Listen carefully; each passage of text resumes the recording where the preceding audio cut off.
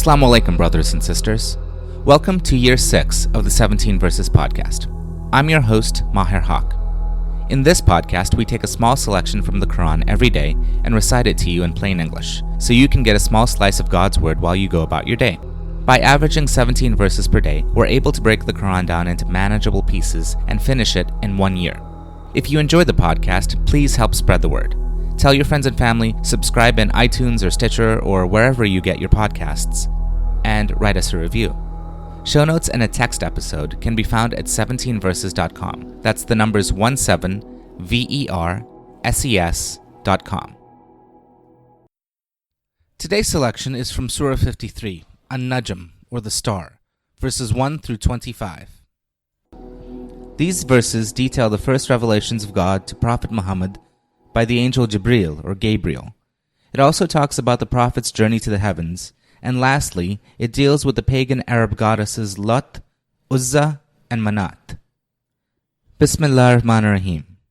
In the name of Allah, most gracious, most merciful.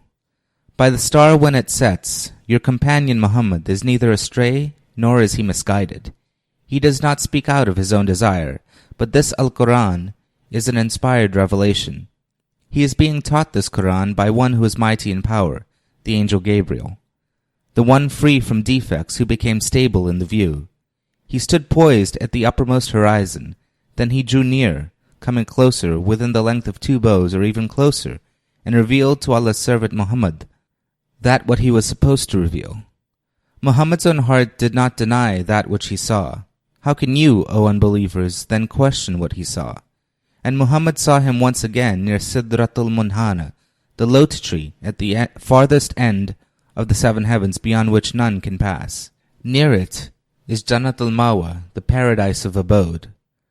When that lote tree was shrouded, his eyes did not turn aside, nor did they exceed the limit, and he did indeed see some of his Lord's greatest signs. Have you ever seen Lat and Uzza and another, the third, Manât? Are you to have sons and he the daughters? This indeed is an unfair division. These are nothing but names which you and your forefathers have invented, for Allah has vested no authority in them. The unbelievers follow nothing but mere conjecture and the whims of their own souls, even though right guidance has already come to them from their Lord. Or should man have whatever he wishes? Nay, to Allah belongs the end and the beginning of all things. Ameen. This concludes today's episode of the 17 Verses podcast.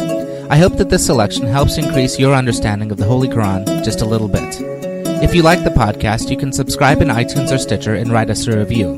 Or you can grab the RSS feed and put it into your own podcast app. The show notes, including a text version of this episode, can be found by going to 17verses.com. That's the numbers 17verses.com. Thank you, and be well.